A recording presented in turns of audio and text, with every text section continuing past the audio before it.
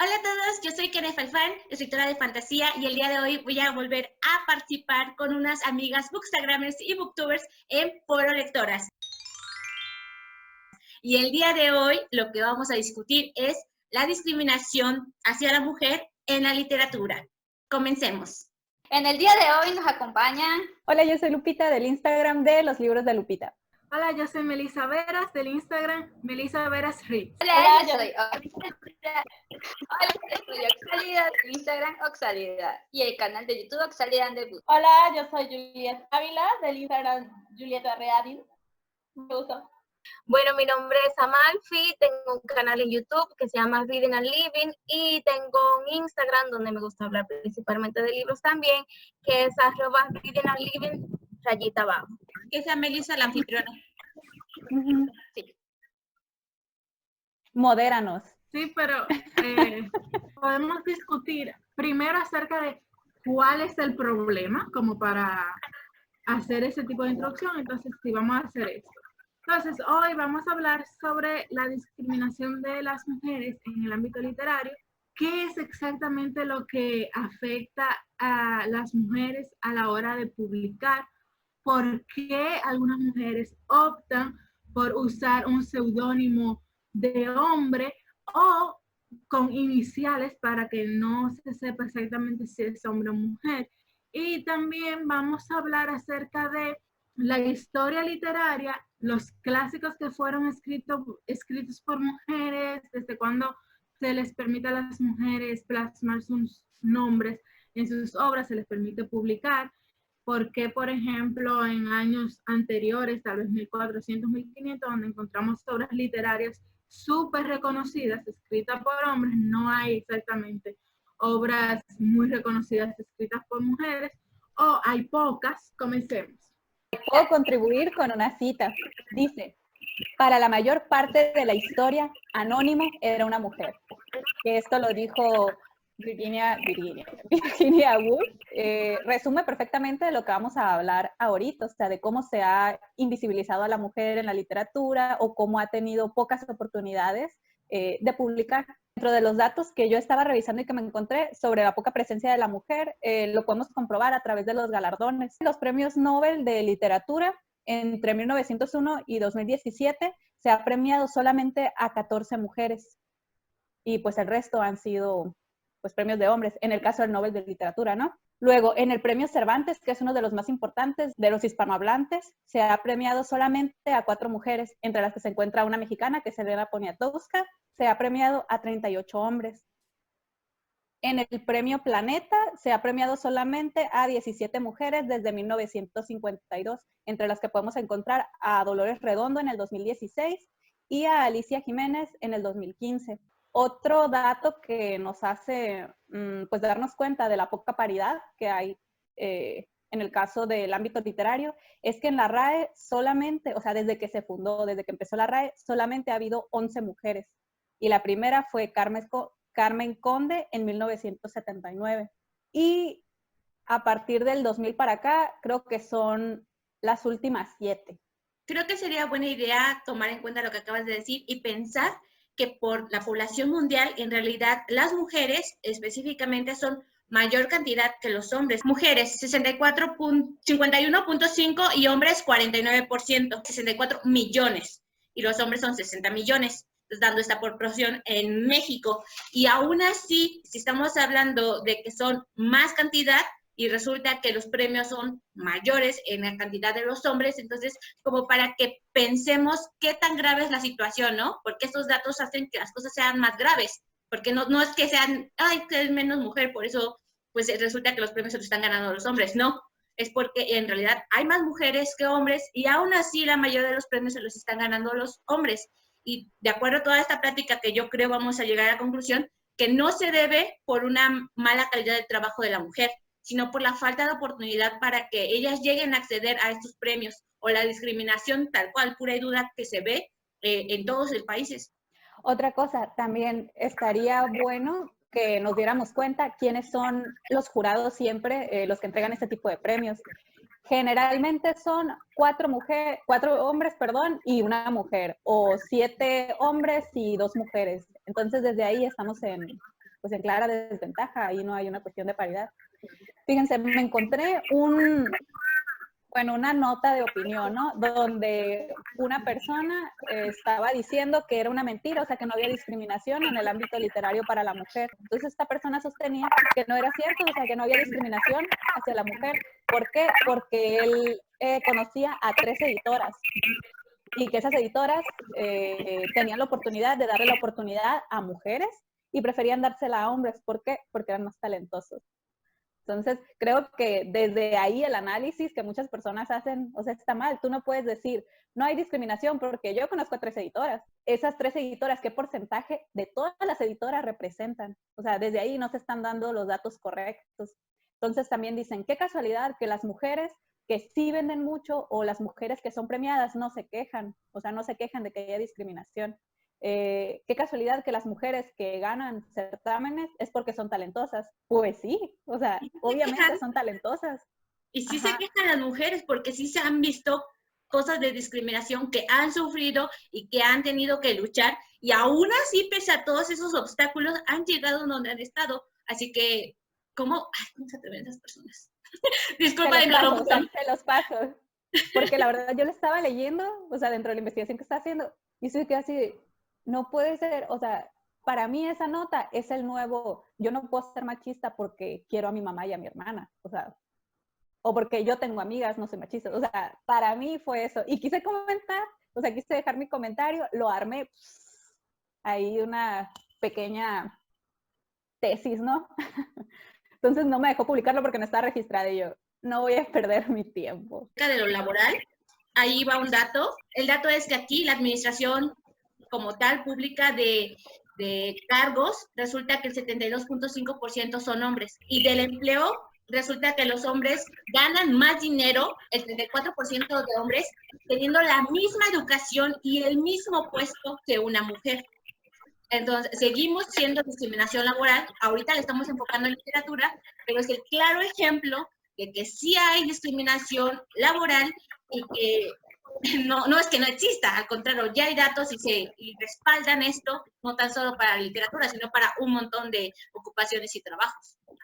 Pero estaría bueno que habláramos desde 1800, pues, y ir subiendo en el tiempo. Yo conseguí un artículo que hablaba de la Edad Media y decía que en la Edad Media estaba el cristianismo y era muy fuerte el cristianismo, por lo tanto se consideraba que las mujeres que leían, escribían o hacían cualquier cosa que se consideraba inteligente según sus criterios, era porque estaba en contra de todo lo moral y todo lo cristiano. Entonces ahí tenemos un poco la explicación de por qué quizás en la Edad Media no vemos tanto. Sin embargo, existían las trovadoras, que recuerdo que eran poetas y solo podían ser las mujeres de alta alcurnia. Una mujer pobre no podía ser trovadora porque no tenía ningún tipo de alfabetización, entonces no sabía ni leer ni escribir.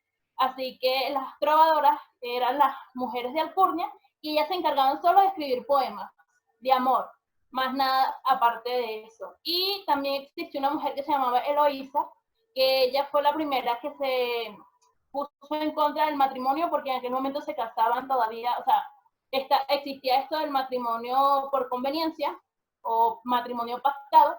Entonces ella se puso en contra de esto y se enamoró de un muchacho que se llamaba Armando y tuvo un hijo fuera de matrimonio. Entonces ella escribía también mucho y redactaba también muchas cartas, pero sus padres la pusieron en un convento para que muriera allí, el hijo se lo quitaron y todavía se conservan sus cartas, me parece. Pero fue una de esas pocas mujeres que se quiso como rebelar ante todas las injusticias que vivían a causa de la religión, que en aquel momento era muy fuerte, porque además estaban las mujeres que se consideraban brujas y sabían leer, escribir o sabían algo de plantas. Entonces era como una persecución constante contra estas mujeres que tenían algún tipo de conocimiento, que ellos, según sus criterios, eran conocimientos diabólicos porque una vez los satanizaban. No fue sino hasta esos siglos XVII, XVIII y XIX que se empezó a dejar un poco a la mujer que se expresara, y aún así se tenía como un límite, porque podrías romantizar las cosas y sin embargo, porque para muchas mujeres escribir romances fue como una liberación, porque con esto del matrimonio, el matrimonio pactado no se permitía amar con libertad. Entonces para por lo menos Jane Austen para ella fue como una forma de rebelarse, porque a juro tenías que pactar en matrimonio con una persona que te conviniera y no lo tenías que hacer por amor. Entonces ahí está el romanticismo. Estuve leyendo acerca de una autora por los años de 1800. Publicó bajo el nombre de George Sand. ¿Alguno de ustedes lo ha escuchado mencionar ese nombre? Este fue un seudónimo que utilizó, en realidad se llamaba Amandine Aurore Lucille Dupin. Resulta que ella publicó varias obras bajo el seudónimo de George Sand por varios motivos, entre los cuales que ella había participado en cuestiones políticas con otro seudónimo de hombre, entonces ya no quería usar ese mismo seudónimo. Se buscó un segundo seudónimo de hombre para publicar la literatura. Ella fue del periodo del romanticismo y me llamó muchísimo la atención descubrir, ella fue contemporánea de Víctor Hugo y ella en su tiempo fue más famosa y su literatura fue más reconocida que la de Víctor Hugo. Sin embargo, si yo pregunto a quien sea quién es Víctor Hugo o qué escribió Víctor Hugo, las probabilidades es que me van a decir, fue un escritor o algo así, porque es una persona sumamente reconocida en nuestros días. Sin embargo, George Sand, simplemente yo siento que a esta mujer la hicieron así y la borraron de la historia universal.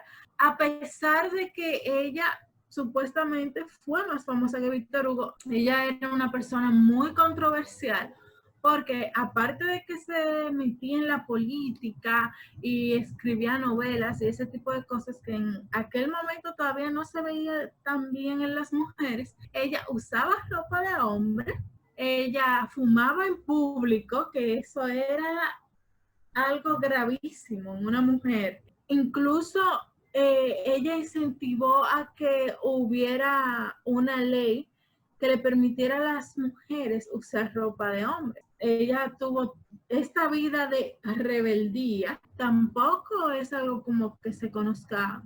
Una persona ahora, tantos años después, te puede hablar mucho de Víctor Hugo, pero de George Sand, nada. Y volvemos a lo mismo, o sea, ¿quién decide qué se queda en la historia? O sea, obviamente las personas que están en el poder. Entonces, tú darle reconocimiento a alguien que no maneja el mismo discurso, que no tiene los mismos ideales o que tú no consideras un similar, o sea, podría entenderse como que le estás dando poder a lo mejor a alguien que tú consideras tu enemigo o a alguien que a ti no te va a beneficiar.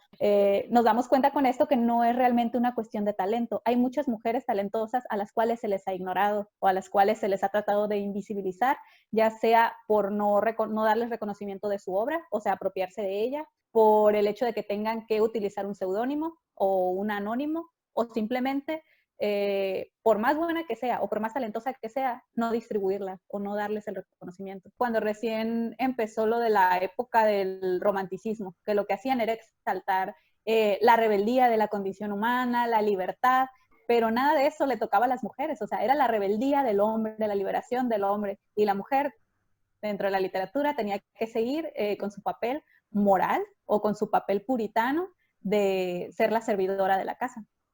Entonces, realmente no hubo una liberación para la mujer. Dentro y fuera de la literatura, siempre se ha considerado inmoral. O sea, cuando una mujer no está en su casa, cuando no está dedicada al servicio de su familia, etcétera. Y eso lo podíamos ver con las escritoras, o sea, que no se les permitía estudiar o no se les permitía escribir, o si llegaban a escribir algo, no podían ellas poner que era de su autoría. En el caso de las hermanas Bronte, por ejemplo, creo que fue a sus papás a quienes se los dieron para que los publicaran. Ya luego después fue que comenzó el realismo, que las mujeres empezaron a escribir de otras cosas y empezaron a incursionar, y sin embargo lo hacían con seudónimos ambiguos o netamente que eran masculinos. Porque antes directamente las mujeres no podían escribir y ya, era algo reservado para los hombres porque las mujeres no tenían el suficiente intelecto para hacer una novela o un libro de algo. Y entonces por eso fue que salió la frase de Virginia Woolf de detrás de un anónimo hay una mujer, porque las mujeres que se animaban a escribir en esa época, si conseguían un buen samaritano que se los imprimiera y que la publicara, le decían, mira, en anónimo. Me acabas de recordar a unos ensayos, no me acuerdo si es La mujer, el alma y la muerte o algo así de Jean-Paul Sartre, que él dice, o sea, sí, contexto histórico, ¿no? Y todo lo que ustedes quieran, pero a mí sí me choqueó la primera vez que lo vi, que dice que una mujer no tiene un espíritu creativo, o sea, no tiene un espíritu sublime o no tiene la misma inteligencia, por decirlo así, que un hombre. Entonces, lo único a lo que puede aspirar es a copiar el arte de un hombre. Entonces, ahí prácticamente te está diciendo que una mujer no puede crear nada desde cero. O sea, simplemente puede imitar y al ser una imitación jamás va a estar al nivel de un hombre. Entró un poquito lo del realismo. Entonces, la mujer encontró cabida en la literatura ya como para dar rienda suelta a sus verdaderos sentimientos, de que se sentía a lo mejor oprimida, se sentía incomprendida, se sentía poco valorada, y fue cuando empezaron pues a escribir acerca de ellas. Incluso hombres también escribieron acerca de, o sea, de mujeres con ese tipo de sentimientos, y se empezó a tomar un poquito más en cuenta a la mujer, y fue cuando comenzaron también muchos movimientos feministas. Entonces, lo que nos lleva ahora a que las mujeres pues podamos estudiar, podamos escribir, podamos ser publicadas. No creo que haya todavía una equidad en eso, pero pues sí hemos ido mejorando. Creo que esas serían las como 3 opciones que tenían las mujeres cuando empezaron a escribir, como por el 1800. Usar un seudónimo, quedarse en anónimo, se publicara bajo el nombre del esposo o del padre. Y había veces, o incluso se han mencionado muchas situaciones en las que no era algo que la mujer estuviera de acuerdo, y que inmediatamente el hombre se hacía cargo de esa obra y se ponía la autoría a sí mismo. Por ejemplo, Mary Shelley, cuando escribió Frankenstein, la primera parte, el prólogo, se lo hizo el esposo. Automáticamente ella dijo, yo no quiero publicar con mi nombre, lo hizo en anónimo, y al ver ese prólogo y asociarlo al esposo, dijeron, ok, entonces esta obra automáticamente es de él. No lo dudaron, no lo pensaron, no lo investigaron, ya fue hasta posterior que salió la autoría de que es de Mary Shelley Frankenstein, pero resultaba que les chocaba mucho la idea de pensar que el prólogo es del esposo, entonces probablemente el esposo fue el que tuvo esta idea y solamente ella lo escribió. O sea, quitando absolutamente todo el mérito, porque al final de cuentas todo esto queda en el mismo patrón de que a la mujer es lo que quieren, es quitarle como toda virtud. No, una mujer no puede ser inteligente, una mujer no puede escribir, una mujer no puede hacer nada. Y si lo hace, o es una bruja de plano, o al contrario, por el otro lado, pues no lo hizo ella. O sea, no puede. Y como entonces ella no puede, no lo hizo ella y se lo robó a alguien. ¿A quién más? Pues al único hombre que tiene cerca. ¿Quién? Su esposo. O sea, dentro del prólogo de Frankenstein, por ejemplo, sí viene reconocido. O sea, en una, creo que es una carta que pone Mary Shelley, de que sí, mi esposo escribió el prólogo, me ayudó con algunas correcciones de estilo, pero la historia, o sea, la obra es enteramente mía. O sea, tener que hacerlo tan claro, o sea, tener que estarlo repitiendo de, oigan, sí es mío, y sí es mío, y sí es mío, o sea, al menos esa parte a mí sí me enoja, o sea, porque cuando han visto que un autor salga a decir, oigan, yo sí lo escribí, no lo escribió mi esposa, o yo lo escribí completamente, es completamente mi idea, o algo así. En el caso de lo que comentabas de Zelda Fitzgerald, también vi dentro de los datos que ella publicó, o sea, su primera y única novela, que creo que era como Guárdame un vals o algo así, y se dieron cuenta realmente del talento que ella tenía para escribir. Entonces, cuando se publicó la novela, su esposo, Scott Fitzgerald, se enojó muchísimo y fue así como que, oye, ¿por qué publicas eso si es algo que yo quiero incluir en otra de mis novelas? Entonces la obligaron a que lo quitara, o sea, a que editara su novela y quitara las partes que él quería usar. Se publicó creo que en 1932 la novela, pero fue hasta 1970 que salió una biografía de la vida de Zelda Fitzgerald, creo, que se hizo un análisis acerca de su obra, y fue cuando comenzaron pues a pensar en la gran importancia que tenía la influencia de ella sobre la obra de su esposo. Entonces ahí surge ya los cuestionamientos de qué tanto influyó ella o qué tanto aportó para la creación de esa novela. No sabemos, o yo no sé al menos, si aportó en cuanto a redacción, en cuanto a ideas, en cuanto a revisiones, en cuanto a algo. Lo que está claro es que no le han dado el reconocimiento que merece. Si tú misma lo acabas de mencionar cuando estabas hablando, en ningún momento te atreviste a decir, probablemente ella escribió la obra y lo que hizo su esposo fue plagio y se adjudicó la obra y listo. ¿Por qué? Probablemente porque lo desconocemos totalmente, Y hay personas que aún desconociéndolo totalmente tienen la certeza de decir, no puede ser de una mujer, entonces inmediatamente tiene que ser del otro. Y se lo adjudican como si no pasara nada. Entonces... Bueno, a mí me parece muy difícil hacer ese tipo de aseveraciones cuando hablamos de historia, porque estamos hablando de 1920, 1930, bla, bla, bla. Sí hay que reconocer que se ha borrado a la mujer. Estoy segura que hay muchísimas más revolucionarias, muchísimas más escritoras, muchísimas más mujeres que han tenido un impacto grandísimo en la historia, pero ¿qué pasa? O sea, se les borra, simplemente no se les da su reconocimiento, se lo adjudican a alguien más. Entonces, ¿cuántos nombres de mujeres no nos estaremos perdiendo, o no estaremos celebrando días, o no estaremos celebrando su participación en la construcción de la sociedad en la que vivimos ahorita? Que sí tiene sus fallas, pero definitivamente está un poquito mejor al menos que la sociedad en los 1500, en los 1000, en los 800. O sea, sí hemos ido progresando, la verdad. Y eso no es todo, la discriminación en la mujer en la actualidad continúa, pero de eso lo hablaremos en el canal de Oxálida con la segunda parte. Nos vemos ahí.